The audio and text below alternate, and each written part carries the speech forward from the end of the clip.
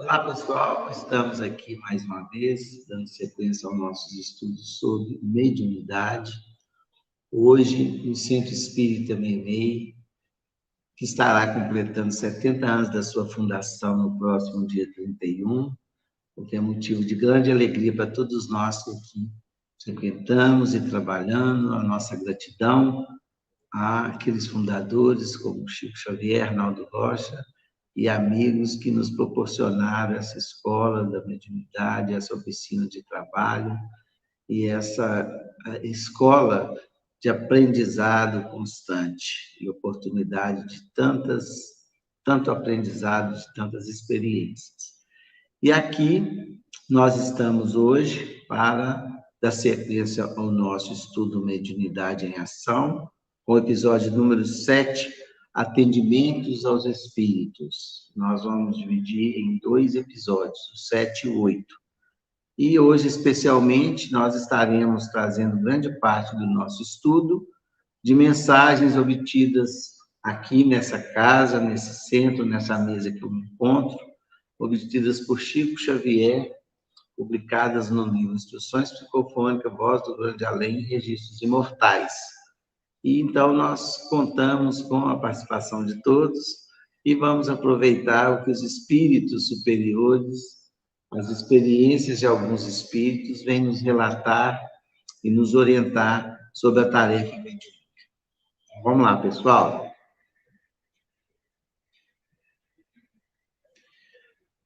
Aqui o atendimento aos espíritos, né? Nós vamos, então, iniciar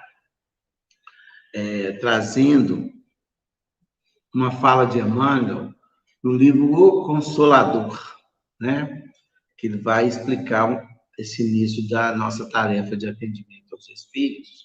Muitos chamam de doutrinador, na maioria da obra do Chico Xavier é doutrinador, esclarecedor, outros falam dialogador, enfim, não importa o nome, importa a gente entender qual o objetivo dessa tarefa ou desse contato com os espíritos sofredores nesse momento em que a espiritualidade espera de nós a ajuda para a assistência fraterna espiritual. Então, Emmanuel diz o seguinte: para doutrinar, basta o conhecimento intelectual do espiritismo. Para evangelizar, é necessário a luz do amor no íntimo. Na primeira, ou seja, na doutrinação, bastará uma leitura e o conhecimento. Na segunda, é preciso vibrar, sentir com Cristo. Isso Emmanuel nos fala na pergunta 237 do livro Consolador. Então, ele já dá essa distinção. A gente pode ter esse contato com os espíritos através da doutrinação, com a cabeça ou com a razão, ou com o coração. E aqui a gente acredita que nós temos que usar os dois, né? Evidentemente, é o que dá o equilíbrio. Nós também não podemos ter só doutrina na cabeça, nós temos que ter o Cristo no coração para que nós consigamos, né, ser esses auxiliares pequenos na tarefa de socorro aos espíritos sofredores. E depois nós vamos ter essa mensagem aqui, muito interessante, que é traduzida para a gente no livro Vozes do Grande Além. No trato com os sofredores é o título da mensagem, reunião de 20 de setembro de 56, aqui nessa casa. Então, o que é que nos diz a mensagem? A sessão mediúnica para socorro a desencarnados, padecente pode ser comparada a uma clínica psiquiátrica funcionando em nome da bondade de nosso Senhor Jesus Cristo. Então, aqui já nos dá uma comparação para que a gente possa entender, né, a gravidade e a sensibilidade que nós precisamos de ter para o trabalho, que ele coloca aqui como uma clínica psiquiátrica, ou seja, onde nós vamos atender entidades em perturbação. Então, o cuidado, o acolhimento, né? A vigilância deve ser dessa mesma forma. O doutrinador ou doutrinadores são médicos e enfermeiros com obrigações muito graves para com necessitados e pacientes que os procuram. Então, aqui ele classifica aquele que vai recepcionar o espírito depois que o médium o recepcionou, né, psiquicamente. Nós vamos funcionar como médicos e enfermeiros dentro da assistência possível. Aqui é pós-doutrinador, doutrinadores que tem reuniões que somente o dirigente que faz esse trabalho de assistência, mas ampliando as possibilidades de socorro, uma reunião tem vários doutrinadores de acordo com o número de médios e possíveis, e as possibilidades, né, de comunicação naquele ambiente. Então, aqui já ficou claro para a gente, é um serviço médico, por isso que a gente fala enfermagem espiritual, né? É um serviço de assistência psíquica. Isso está nessa mensagem, o trato com os sofredores. Vamos ver mais um pouco. Então, o seguinte, o Efigênio Sales Vitor é que nos dita essa mensagem. Não podemos esquecer que o desencarnado, nessa condição, transpondo imensos conflitos em si próprio, é assim como uma pilha ressecada, com perda quase absoluta de potência elétrica, acolhendo-se uma pilha nova, carregada de energia. O médium a que se ajusta, fazendo retinir a campainha das manifestações sensoriais, de modo a reequilibrar-se com eficiência possível. Ora, o que ele explica para a gente? Vamos lembrar quando nós estudamos no mecanismo da mediunidade, em que o contato se dá perispírito a perispírito para que a comunicação seja feita através do corpo do médium. Não é isso? Então, o que acontece? Nessa aproximação, como ele fala que o espírito se ajusta junto ao médium, perispiritualmente falando, ele entra como uma pilha ressecada, ou seja, uma pilha sem energia, que não consegue produzir nada que o corpo viesse a lhe oferecer. Ou seja, ele está sem a energia da manifestação sensorial. Olha que profundidade que Efigênio nos coloca isso. E eu ajustar-se ao médium, ou seja, perispírito a perispírito, é como se colocasse naquele espírito uma pilha nova, que ele terá condições de manifestar-se através dos seus sentidos, que até então estariam inibidos. Vamos entender um pouco dessa vibração. Segundo Dias da Cruz, nossas vibrações positivas, elas criam ondas que se expandem. Na vibração negativa, são energias que se retêm. Então, por isso que o espírito comunicante, ele não tem energia que expande, ele está, por isso que chama em trevas, ele está sem luz. Quando a gente fala espírito das trevas, é a falta dessa luz que aqui o Efigênio nos relata, né, como o espírito tivesse com uma pilha ressecada. Então, ele não consegue se expandir, não consegue se comunicar, ele não consegue sentir, né, os seus sentidos sensoriais, mesmo depois de desencarnado, né, deveria permanecer no seu corpo espiritual, e isso não acontece. Então, há essa junção ao médium, né, que vai lhe dar energias possíveis da sua manifestação, né, de extravasar as suas necessidades através da mediunidade, através da comunicação mediúnica. Então, a gente vê que é bem interessante a maneira como o Efigênio nos explica essa comunicação mediúnica, né? E nós vamos ver um pouco mais como isso funciona no plano espiritual, onde residem os verdadeiros médicos, né, que prestam essa assistência. Então, o que ele nos fala nesse capítulo de instruções psicofônicas? Chama o capítulo de arquitetos espirituais, é um capítulo belíssimo, em que a explicação nos chega para a compreensão do trabalho que a espiritualidade tem para que nós realizemos uma reunião mediúnica no plano físico. todo o trabalho que eles têm de trazer aquele espírito até aquele momento da comunicação. Por isso que a reunião mediúnica ela se reveste de uma grande responsabilidade que nós assumimos no trato com os sofredores, né? Parece, e é uma necessidade tão premente no mundo de expiações e provas que nós abrigamos, né?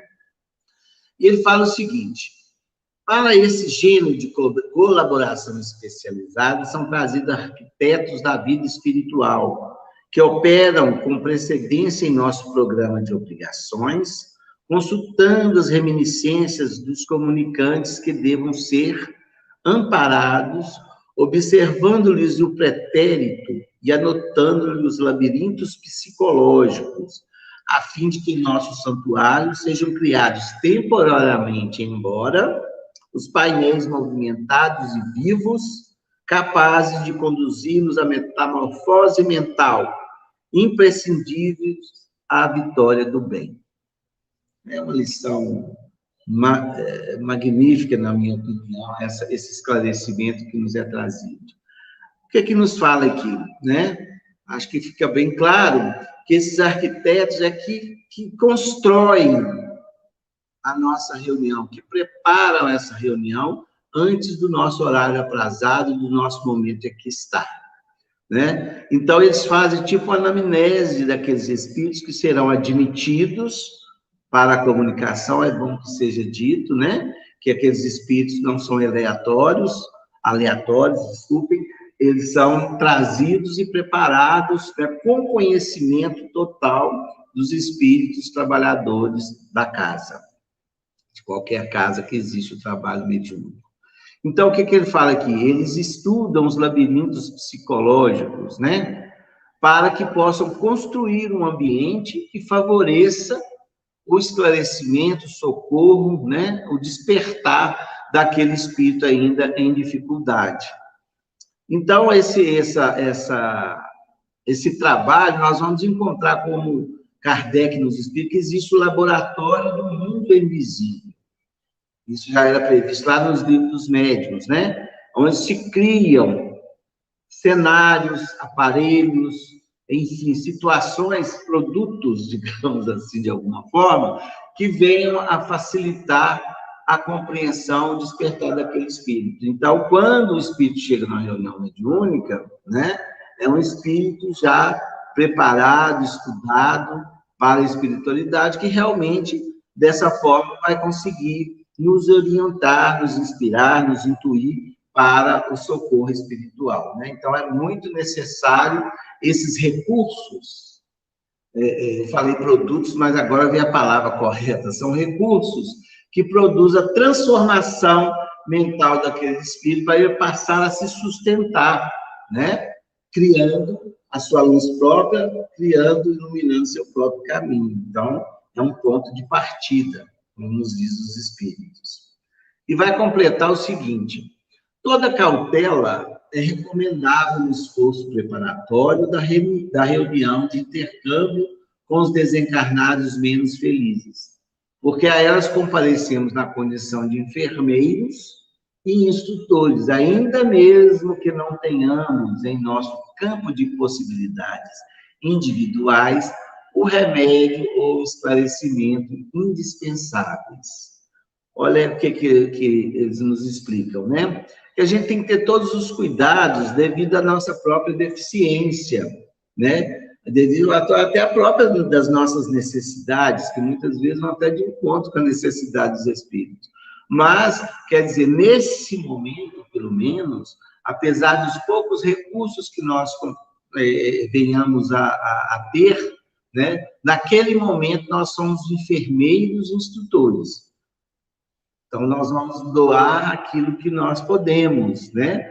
O enfermeiro no acolhimento, no atendimento, instrução na palavra que possamos ter em favorecer o auxílio daquele espírito. Por isso que esses recursos, o remédio necessário aos espíritos, mesmo que nós não sendo dispensados, nós temos a espiritualidade que realmente nos apresenta, de alguma forma, esses recursos, esses medicamentos e a instrução necessária para o acolhimento e atendimento aos espíritos em sofrimento.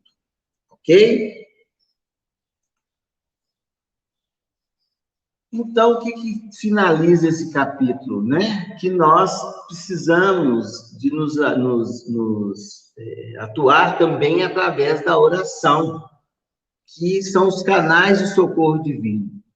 O que ele fala? O seguinte: apesar da precariedade dos nossos recursos, em vista disso, é preciso agir de nossa parte muita tranquilidade, carinho, compreensão e amor.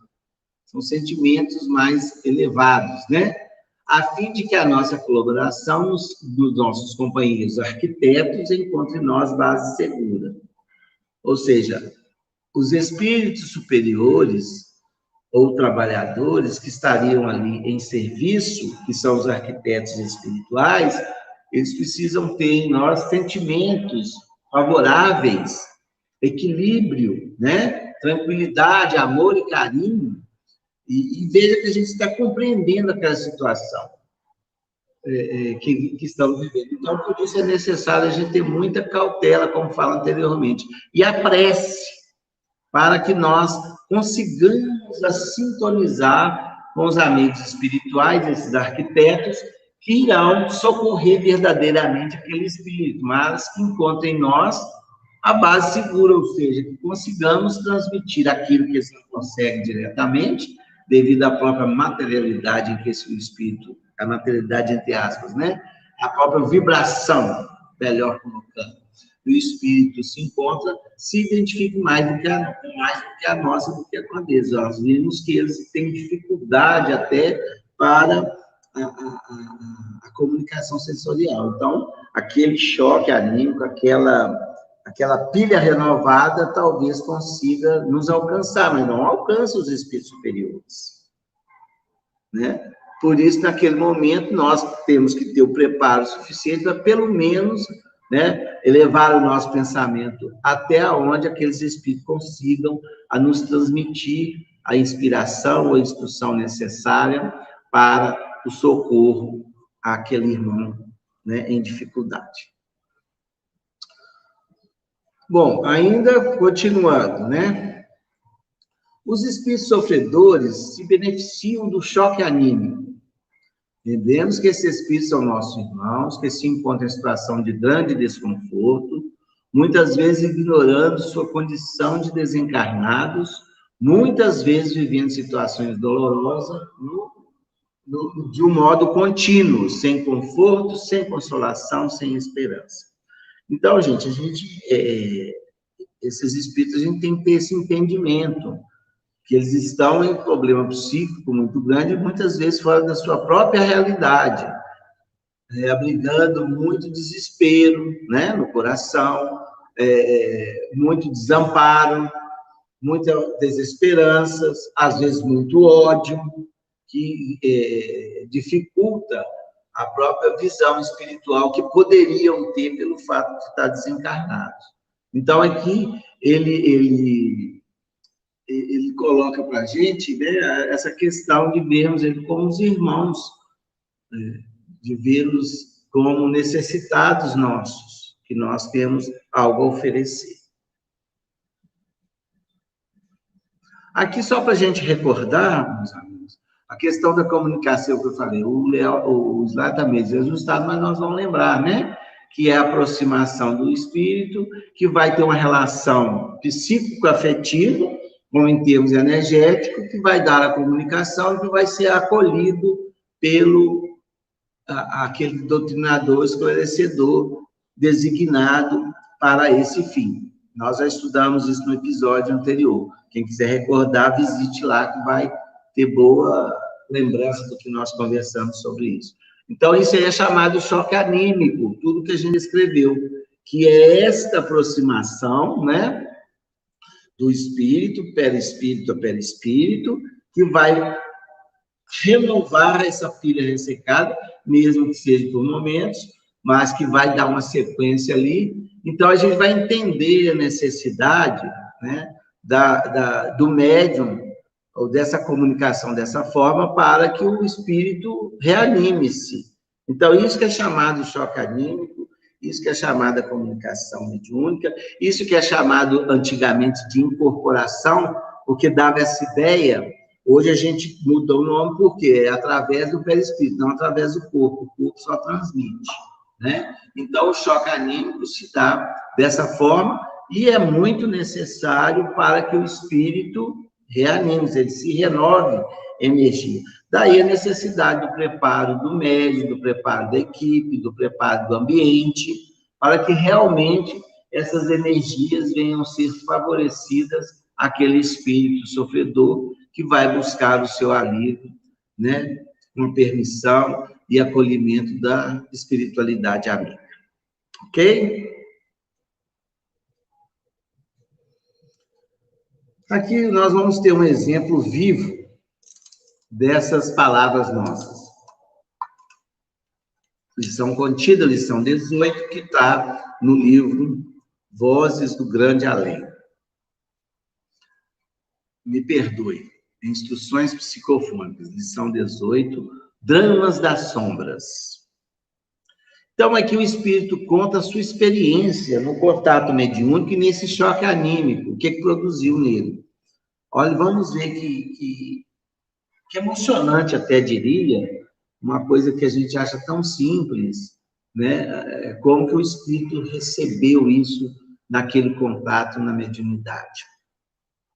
O médium que me acolheu, à maneira de uma mãe asilando um filho, um imã refrigerante, transfundir-me nas sensações de um corpo físico de que me utilizava transitoriamente, embora deu-me a ideia de que eu era uma lâmpada apagada, buscando reanimar na chama viva da existência, que me fora habitual e cujo calor buscava desesperadamente. Depois de semelhante transfusão de força, observei que energia nova se fixava no meu espírito, fazendo-me os sentidos normais e então pude gemer. Tive a felicidade de gemer como antigamente, de chorar como se chora no mundo, pude conversar convosco, ouvir-vos da voz. Então, meus amigos, aqui nessa lição, ela vai dizer o seguinte para nós. Eu não sei se a chamada telefônica atrapalhou, mas nós vamos traduzir da mesma forma, faz parte do processo, né?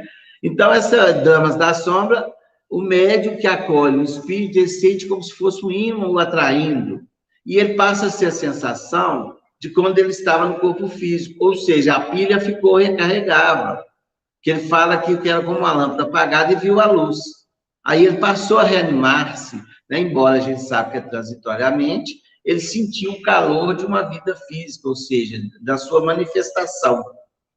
Então, depois da transmissão dessas forças, né, ele observa que forças novas, energias novas estavam no meu espírito, refazendo-nos os sentidos, e ele pôde gemer. Olha aqui a necessidade dele, né? De gemer como antigamente, ele estava expressando a sua dor, e de chorar. Aí que ele se voltou para si, ele se descobriu novamente, num gemido e num choro. Aí que ele passou a ouvir uma voz que lhe dizia alguma coisa. Eu acho essa mensagem magnífica. Então, vamos refletir bem nela, vamos procurar ver. Esse aí é um verdadeiro mecanismo mediúnico, né? Um testemunho vivo de alguém que experimentou essa acolhida junto ao médium, essa transfusão de energia, né? Essa sensação, que ele deixa bem claro, ele teve a sensação e voltou os sentidos sensoriais dele, que ele conseguiu gemer, que ele tinha vontade de gemer, nem conseguia, de chorar. E a partir desse alívio, ele consegue a escutar uma voz, a conversar com ele. Não é muito interessante? Eu acho essa lição muito bonita, né? Muito verdadeira. Aqui nós vamos ter, amigos nossos, algumas observações sobre a tarefa do doutrinador, né? Então, aqui ele faz uma comparação. A faculdade mediúnica independe da vontade do médium, assim como independe da sua força intelectual, social, até mesmo moral. Nós já estudamos isso da influência moral do médium, né? Isso independe, a faculdade mediúnica é uma sensibilidade nervosa que aquela pessoa já tem a condição da manifestação através dela de acordo com sua mediunidade, né? Então, ela é praticamente física. O desenvolvimento da mediunidade no sentido de produção mediúnica é que depende dos fatores do estudo, né, da condição moral do médium, enfim, da aplicação da mediunidade, que vai dar seus frutos. Este não é, entretanto, o caso dos doutrinadores. O trabalho do doutrinador requer estudo e preparo, dedicação e conhecimento da doutrina espírita. Então, o doutrinador tem que se preparar mais, porque ele vai se apresentar como aquele enfermeiro, nem vou dizer o médico de todos nós é Jesus, mas aquele que irá exercer a tarefa de socorro, né? Também, ao contrário do que ocorre com os médios, o trabalho mediúnico é muitas vezes uma necessidade, não uma vontade. Então, muitas vezes o médium fala, eu tenho vontade de ser médium, não é assim. Ele já tem que estar realmente preparado na sua reencarnação, né, fisicamente, para que possa produzir o fenômeno mediúnico. E ele passa a ter uma necessidade do trabalho, né, gente? Como a gente vê muitos casos daqueles que não querem se dedicar à tarefa mediúnica, tem a perturbação até orgânica e psíquica devido a esse abandono de uma oportunidade tão grandiosa. Então, o doutrinador não precisa ter o dom mediúnico, mas precisa ter conhecimento da doutrina. E quando a gente fala conhecimento da doutrina, abrange toda a questão da doutrina espírita, evidentemente, e também o conhecimento do evangelho, né? Está com o evangelho no coração. Não só conhecimento, como já foi falado por Emmanuel. Gente, aqui eu já falei sobre intuição, inspiração e pressentimento. Eu até aconselho que, às vezes, a gente tem que voltar no estudo para a gente completar o entendimento. Mas aqui, a intuição, ela é quando fala da prece, que a gente pode ligar os canais mediúnicos, a gente pode estar utilizando esse tipo de mediunidade natural, podemos até dizer assim, da intuição, pressentimentos, né? E inspiração, que pode vir auxiliar o doutrinador, não uma manifestação mediúnica, mas como um recurso de trabalho, né? Então, a intuição é uma das 4 maneiras do homem entender a realidade, né? As outras são sensação, pensamento e sentimento. Então, nós incluímos aí a intuição, né? A intuição é o conhecimento que surge sem o uso da lógica ou da razão. Entendeu? Ela surge sem aquele pensamento, aquela construção, né? Ela aparece de formas diferentes. Como sonhos, visões diurnas, sensações corporais, conhecimento puro, insights, criatividade, etc. É um pressentimento baseado no conhecimento, como se processa a intuição, é assim, né? É um pressentimento baseado no conhecimento. Vamos lá lembrar que o doutrinador tem que estar de estudo, né, mais afiado na doutrina, para que possa ser trazido à tona aqueles conhecimentos necessários, ok? A intuição simplesmente sabe instantaneamente, enquanto a razão trabalha, a intuição procede em flechas. Ou seja, a razão é uma construção, né? É uma elaboração. A intuição ela é instantânea, ela vem de uma forma direta, de acordo com os arquivos mnemônicos que nós temos em espírito, de acordo com aquilo que a gente vai treinando também, porque a espiritualidade pode nos mandar a palavra, o entendimento daquele espírito, como ele já tem a ficha de anamnese, se nós sintonizarmos através da intuição, nós vamos receber essas instruções dos benfeitores para assistência fraterna aos espíritos, ok? E aqui nós vamos trazer André Luiz em algumas observações. No 8º episódio, segunda parte desse estudo, nós teremos mais observações de André Luiz, né? Porque, por enquanto, nós não atendemos os espíritos, nós estamos falando como atender e contando experiências. No próximo episódio, nós estaremos mais voltados para a doutrinação em si. Mas André Luiz nos fala, para o bom cumprimento da tarefa, guardar a atenção no campo intuitivo, a fim de registrar com segurança as sugestões e os pensamentos dos benfeitores espirituais que comandam as reuniões. Foi o que nós acabamos de falar, né? Tocar um pouco do médium em transe somente quando necessário. Nós, às vezes, tomamos a sugestão como regra, né? Aqui fala somente quando necessário. Vou contar uma experiência nossa. Quando eu comecei as tarefas aqui do grupo do e-mail, o Major era o dirigente, e nós fomos convidados a integrar ao grupo de trabalho, na década de 80. Então, o Major falou que eu seria um médium esclarecedor, e numa reunião ele manda eu iniciar a tarefa. Eu comecei a atender um espírito através de Cidália, a Cidália Xavier de Carvalho, irmã do Chico, que era médium psicofônica. Ela recebeu um espírito, né, manifestou-se um espírito através dela, e nós fomos conversar com o espírito. E eu tive uma vontade imensa de abraçar aquele espírito comunicante, mas não sabia explicar por quê, e devido aos estudos, a gente toma o pé da letra. Como que eu vou tocar no médium se não é aconselhável? Aí eu fiquei naquele lusco-fusco, eu identifiquei o espírito, comecei a falar com o espírito, o Major levanta da sua cadeira, chega próximo a nós e fala assim, olha o abraço que o irmão te dá. Aí eu abracei, porque, né, praticamente eu fui autorizado. Aí o espírito era o espírito que morreu da hanseníase, e há muito tempo ele não tinha sensação de um abraço, ali era o remédio dele, ali era o despertar dele para uma nova possibilidade. E eu, né, devido à inexperiência, eu não cumpri a intuição que nos foi enviada. Então, a gente, evidentemente, a gente não tem que ficar pegando no médio, nem apertando cabeça, nem, né, desnecessariamente, nós vamos seguir a intuição, às vezes é o remédio. Então, aqui André Luiz deixa certo. Somente quando necessário. Cultivar o tato psicológico, evitando atitudes ou palavras violentas, mas surgindo a doçura sistemática que anestesia a mente sem renová-la. Ou seja, nós não temos que ter palavras violentas de censura e de crítica aos espíritos no sentido, né, no momento em que a gente estaria auxiliando. Mas também não tem que ter uma doçura com os erros, né, que vai anestesiar aquele espírito, ele não vai aprender. Então, nós temos que entender, a cada um que manifestar precisa da renovação.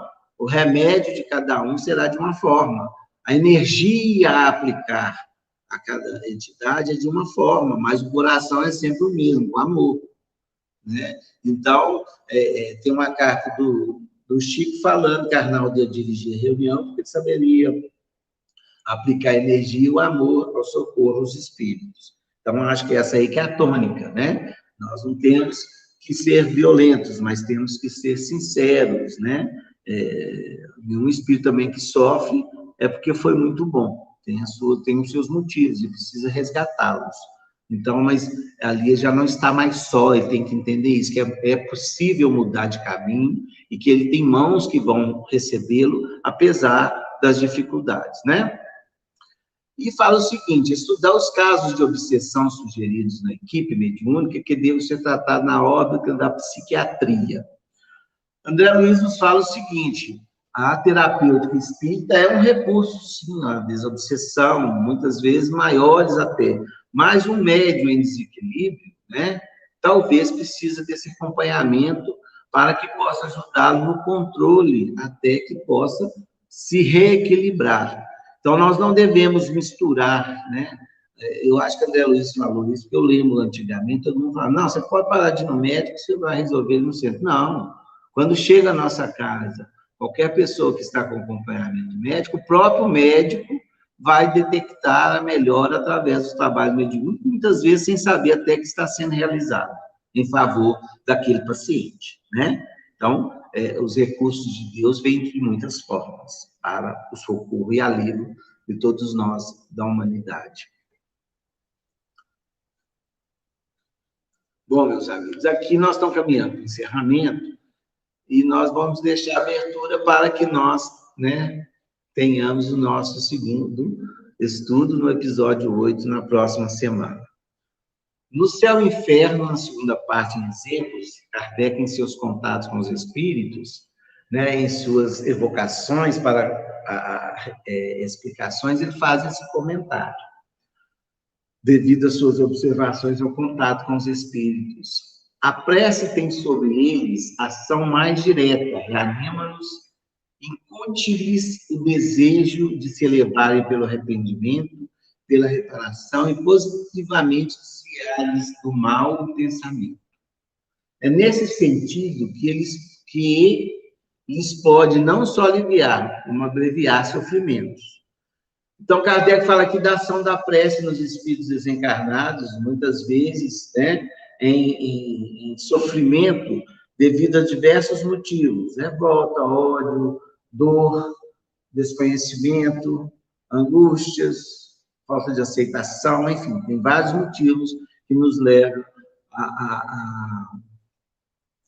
a essa perturbação, como nós já estudamos também, a perturbação no período do nosso desencarne. Então, é aí que eles não falam que a prece pode não só aliviar, que é a energia boa que chega renovando aquele corpo, né, espiritual, aquele pensamento, enfim, aquele espírito, mas abreviar também os sofrimentos, ou seja, aquele para de errar, porque nós, às vezes, não paramos de errar depois que desencarnamos, principalmente quando contamos com a incompreensão, né, das leis de Deus. Então, é dessa forma que a gente pode estar aí auxiliando os desencarnados em nome de Jesus e usando os recursos da terapêutica que a doutrina nos oferece. Aguardamos vocês na próxima semana. Fiquem com Deus e até. Chico Xavier. Chico, homem de fé.